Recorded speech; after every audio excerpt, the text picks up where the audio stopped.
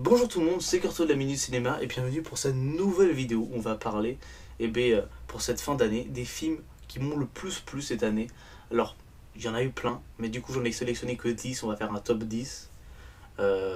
J'aurais voulu en parler de plus, mais sinon ça aurait fait beaucoup trop et il fallait faire des choix. Donc il y en a certains qui sont pas dans le top, par exemple Cry Macho, réalisé par Clint Eastwood, que j'ai vu dernièrement et qui m'a beaucoup touché. Alors beaucoup de gens ont un peu critiqué ce film en disant il devrait arrêter de faire du cinéma, il est trop vieux. Mais je trouve que pour son âge, un mec de 91 ans qui fait encore des films, ça me touche. Le message qu'il transmet, c'est touchant aussi.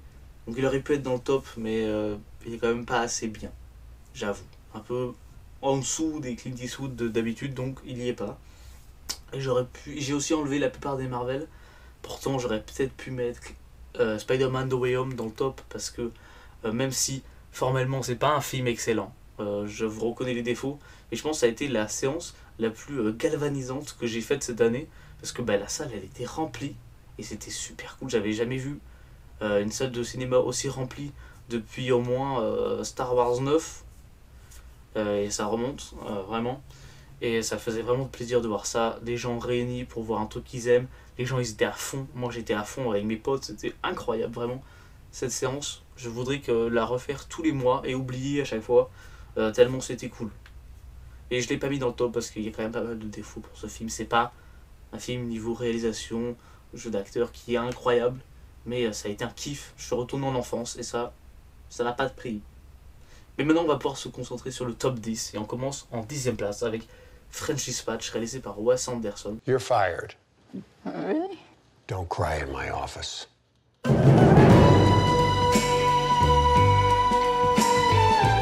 Alors, c'est un peu étonnant de ma part de mettre un film de Wes Anderson en 10ème place parce que c'est un de mes réalisateurs préférés. J'adore ces films, c'est vraiment un univers à chaque fois qui me transporte. J'adore sa manière de réaliser les films. Mais là, je sais pas, ça m'a peut-être un petit peu moins touché que ces autres films. Ou peut-être que je commence un peu à en avoir marre de ce style. J'aimerais bien qu'il change un petit peu. Parce que là, c'est toujours un peu dans le style de Grand Budapest Hotel. Et avant, il a fait des films qui sont très bien. J'aimerais bien qu'il retourne un peu à ce style-là. Mais en fait, c'est toujours aussi bien.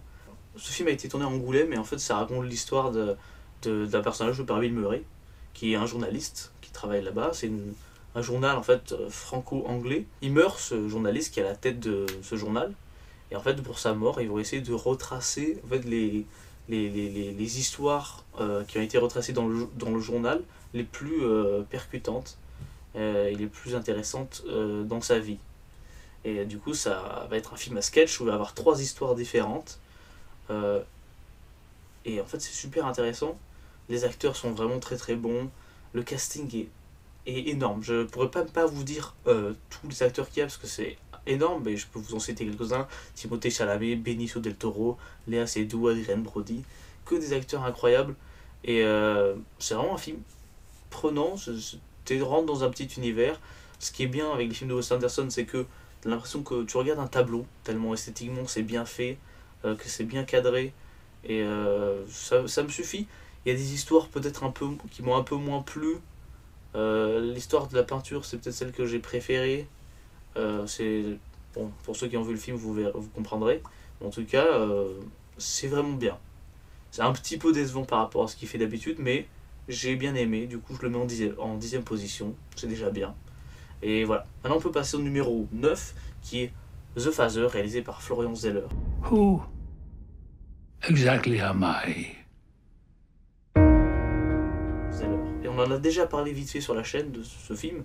Et donc c'est un film qui est porté par l'immense Anthony Hopkins, qui a gagné un Oscar pour sa performance. Et l'a mérité parce que sa performance est juste magistrale, vraiment.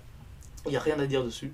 Et donc c'est un film assez dur qui parle en fait, d'un homme joué par Anthony Hopkins qui est atteint de la maladie d'Alzheimer. Et en fait, ce qui va être très intéressant dans ce film, c'est que on va traiter la maladie d'Alzheimer avec la mise en scène afin qu'on comprenne qu'est-ce que ressentent les gens qui ont la maladie d'Alzheimer. Et pour qu'on soit perdu, et aussi perdu que le personnage, les acteurs vont changer, les scènes aussi. Et en fait, on va être vraiment du point de vue du personnage, et on va être totalement perdu. Et en fait, c'est une très très bonne manière, une manière très inventive de faire comprendre comment comment on est perdu quand on a la maladie d'Alzheimer.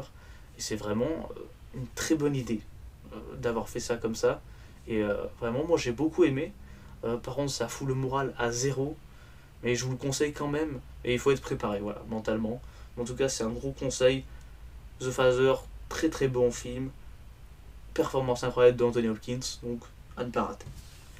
Pour ce qui est de la 8e position, on retrouve House of Gucci, réalisé par Ridley Scott. I don't consider myself to be a particularly ethical person, but I am fair.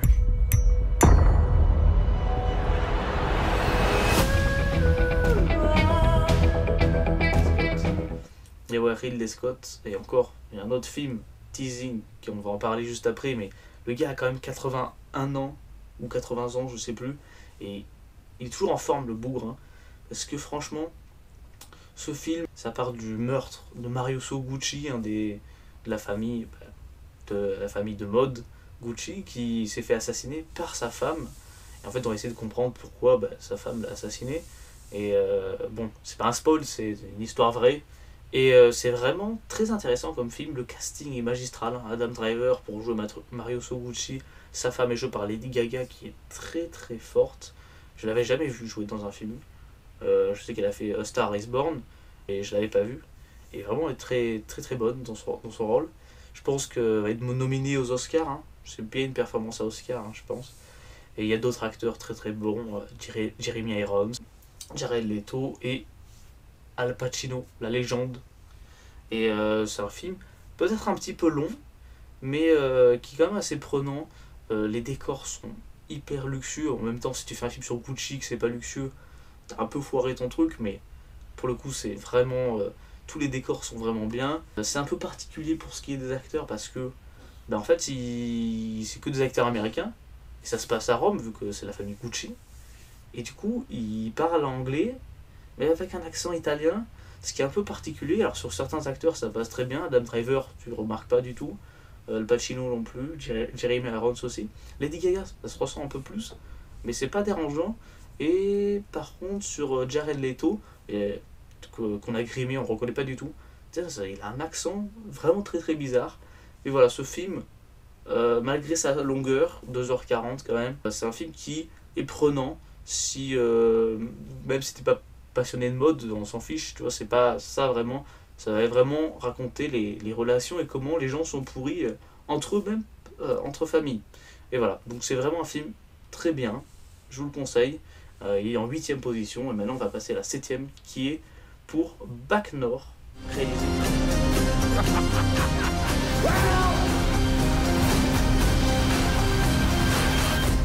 Nord, un film français qui devait sortir l'année dernière, et qui est vraiment un très très bon film d'action.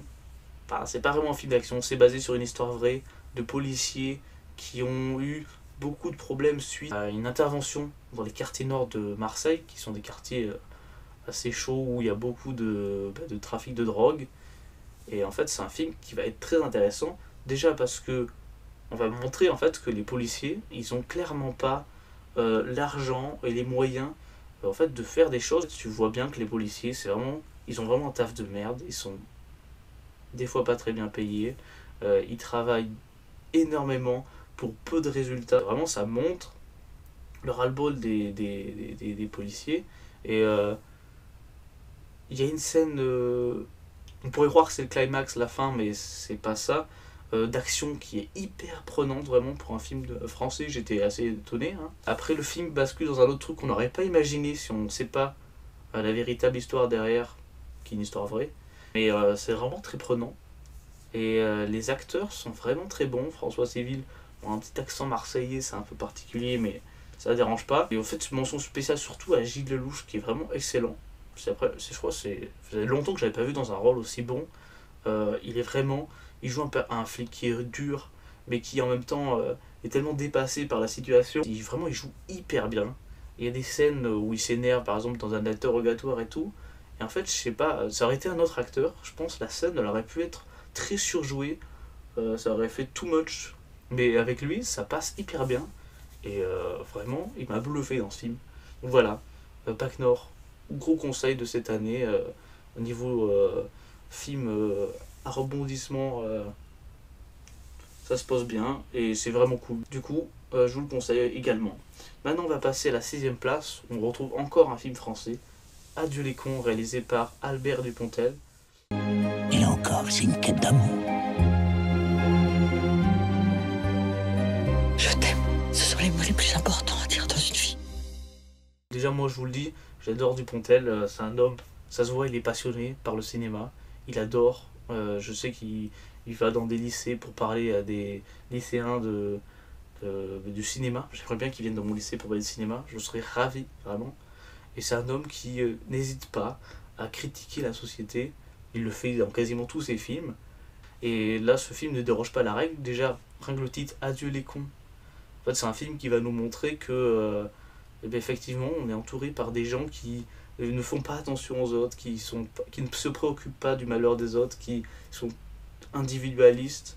Et ça nous va quand même nous prouver qu'il y a quand même des gens encore qui existent et qui sont capables d'être attentifs, d'aimer, de s'aider. Et c'est vraiment un beau film. Ça va traiter de différents sujets.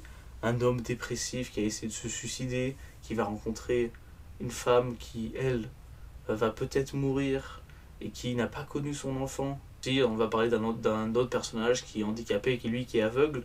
Et en fait, ça va être ces trois personnages qui vont se rencontrer et qui vont s'aider avec leurs soucis, leurs problèmes face à la triste vérité de la vie. Et voilà, vraiment, c'est un film très touchant. C'est un peu drôle, mais c'est pas vraiment un film qui est fait pour être drôle. Il va y avoir des touches humoristiques pendant le film, mais le fond, il est assez triste et ça m'a beaucoup touché. Donc je vous le conseille. Adieu les cons d'Albert Dupontel, très très bien.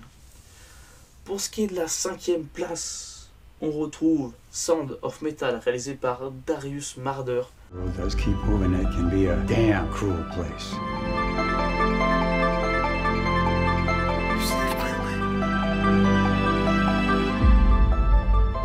C'est un film qui est sorti en 2020 aux États-Unis, mais il est sorti cette année en France. Alors, avec un titre pareil, vous pourrez imaginer que ça va parler d'un mec qui fait du métal et qui va avoir une ascension plus... Pas du tout, pas du tout. C'est l'histoire d'un mec qui est joué par Riz Ahmed et qui en fait vit dans une caravane avec sa copine aux États-Unis. Ils ont un groupe de métal et du jour au lendemain, il va devenir sourd. Et ça va être ça. L'objectif du film, c'est on va se baser sur ce personnage, on va suivre ce personnage et on va voir comment il fait face à sa sourdité soudaine, comment il va supporter d'être sourd, comment il va faire face à ça. C'est un film sur l'acceptation de la sourdité et voilà, comme The Phaser, c'est un film qui va nous montrer comment ça fait d'être sourd. Donc on va avoir des points de vue internes, il va y avoir un travail sur le son qui est très intéressant. On va être comme on va entendre comme si on était le personnage. Donc on va jouer sur des fois il entend vraiment rien du tout, il y a des moments où il entend juste des vibrations, des trucs, et c'est très très bien traité. Je crois le film a eu un Oscar pour ça parce que c'est vraiment bien fait, donc ça le méritait. Et ça, c'est un film qui est même basé pour les sourds, c'est-à-dire que le film a été pensé pour que les sourds voient le film. Il y a de la description écrite pendant tout le film. Et je trouve ça vraiment très bien d'avoir fait ça. Et ce film, vraiment, il est vraiment hyper prenant. L'acteur principal, Riz Ahmed, il est excellent. Voilà. Et voilà, c'est vraiment un bon conseil. C'est une expérience, ce film. Et je vous conseille de le voir, parce que c'est vraiment très bien. 4ème place, on arrive vers la fin. The penalty for bearing false witness is that you are to be burned alive. I will not be silent.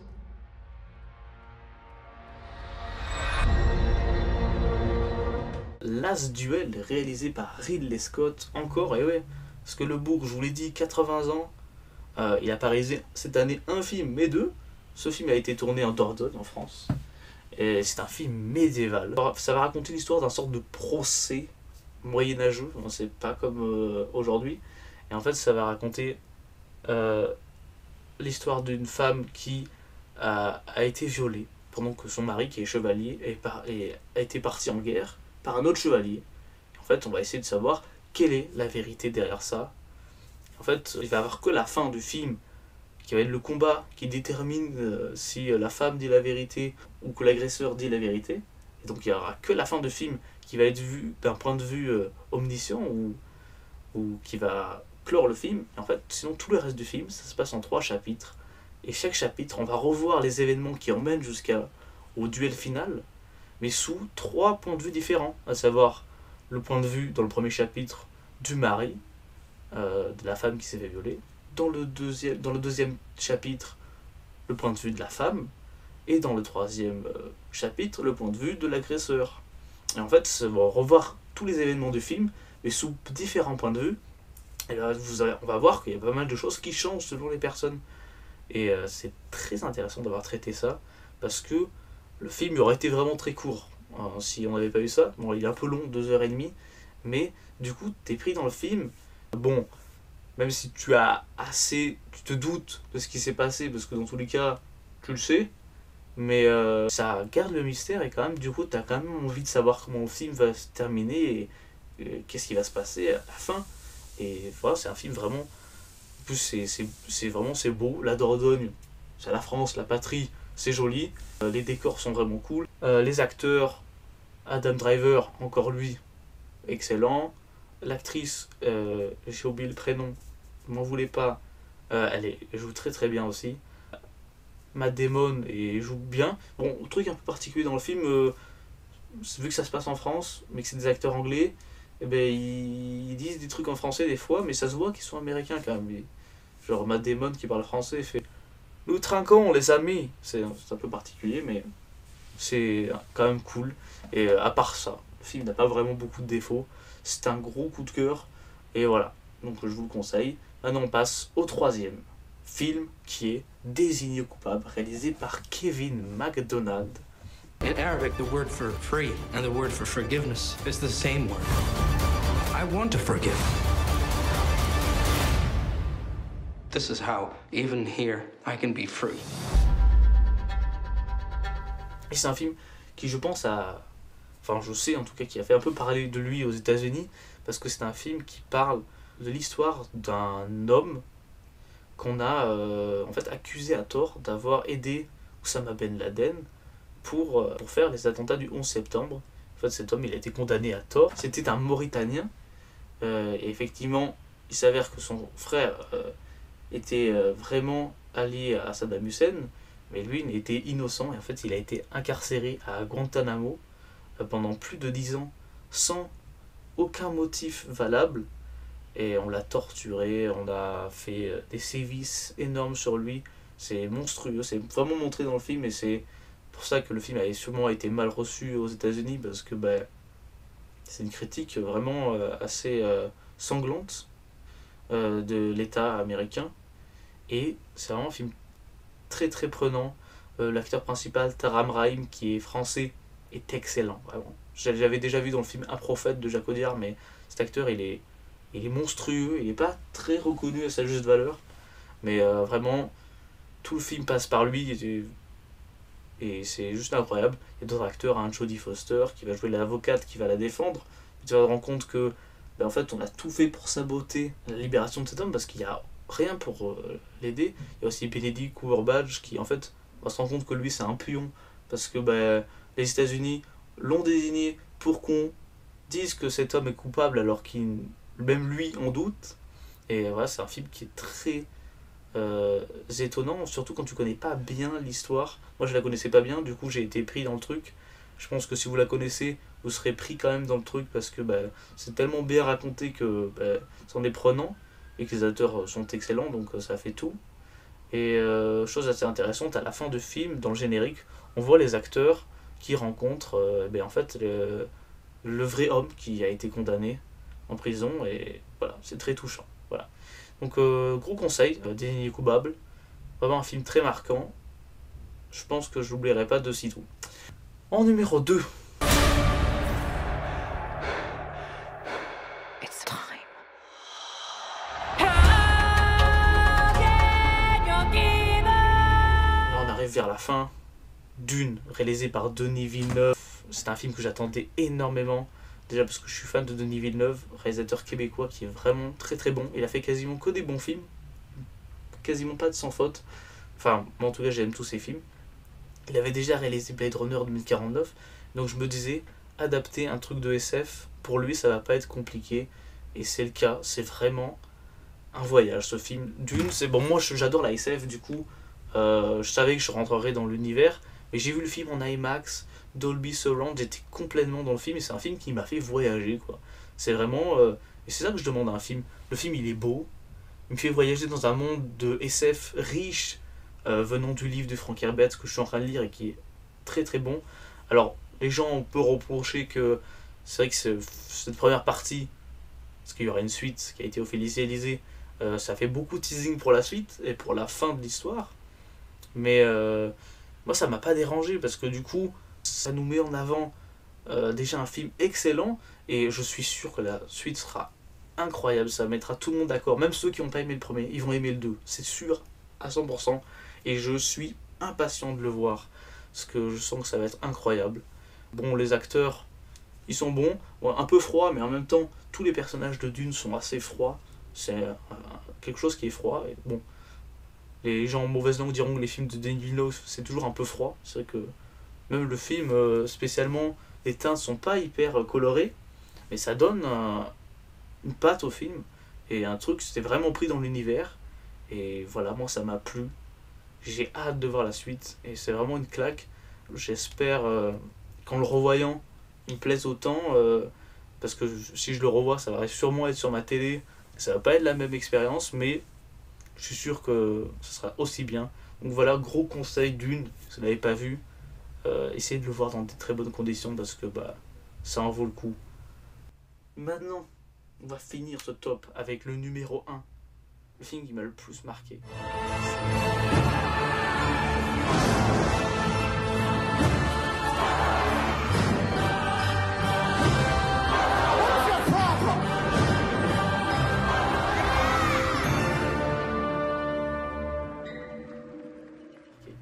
C'est Annette, réalisé par Léos Carax. Et alors ce film, c'était pas parti pour être mon film préféré de l'année. Je vais le voir, sachant que c'était une comédie musicale. Moi, je suis pas forcément fan des comédies musicales. Mais, ce film, je me le suis pris dans la gueule. C'est une expérience cinématographique. Tu vois, je peux vous dire le scénario vite fait, mais ça va pas vraiment vous donner envie de voir le film.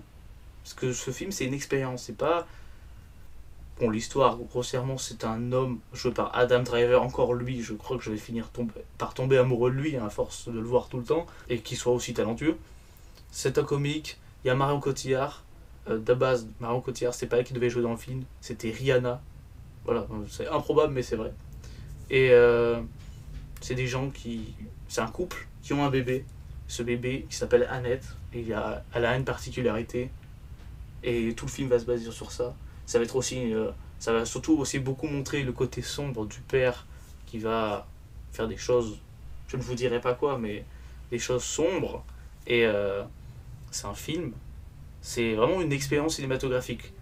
La musique des Sparks est incroyable. Adam Driver, on lui trouve un talent. J'aurais jamais imaginé qu'il chantait aussi bien. Marion Cotillard aussi. Ce film, c'est vraiment... là je l'ai téléchargé pour le revoir, mais j'ai peur de le revoir en fait, je vous le dis, j'ai peur que ça dénature ma première impression sur le film, parce que je me dis c'était tellement parfait, la mise en scène, la musique, l'histoire, les frissons, l'émotion que j'ai ressentie devant le film, qui m'a ému, j'ai presque pleuré à la fin, et j'ai peur que la deuxième fois que je le vois, ça soit pas comme ça et que je sois déçu, donc là j'attends pour le revoir, parce que j'ai peur en fait. Ce film je l'ai vu tout seul, et je pense que si je l'avais vu avec quelqu'un d'autre qui m'aurait parlé, il m'aurait gâché le film. Parce que là, c'est vraiment un film, il faut l'apprécier. Je vous le conseille vraiment, c'est une expérience de cinéma que moi j'oublierai pas de sitôt. Mais je comprends si vous rentrez pas dedans. Déjà c'est une comédie musicale, si vous aimez pas, ça va être un peu perdu. Mais ça vaut vraiment le coup. Et en fait c'est, soit vous allez aimer, et vous allez vous prendre une claque, soit... vous allez détester, soit vous n'allez pas rentrer dedans et ça va être vraiment très chiant comme moment pour vous. Mais essayez de vous mettre dans des bonnes conditions pour le voir. Parce que voilà, pas sur vos téléphones, s'il vous plaît, ne faites pas ça. Bref, c'est vraiment un film, je ne peux pas, vous avez vu, je peux pas en parler, tellement ça m'a plu, et que le scénario donne pas forcément envie comme ça, mais quand vous l'aurez vu, vous pourrez comprendre pourquoi ça m'a touché autant que ça. Donc voilà, j'ai fait mon top de l'année, il y a plein d'autres trucs où j'aurais pu parler, j'ai vu des séries excellentes cette année, Narcos Mexico saison 3, Arcane, Invincible, c'est des trucs qu'on pourra en parler, si vous voulez j'en parle dans une autre vidéo. Voilà, cette année 2021, ça m'a fait beaucoup de bien. Il y a plein de films que j'attends encore l'année prochaine. Il y a Batman, je suis comme un ouf, mais il y a plein d'autres trucs l'année prochaine. Ça va être encore une année cinéma folle. Et moi, je vous dis qu'une chose, allez voir des films. Et moi, je vous fais des gros bisous. À la prochaine fois.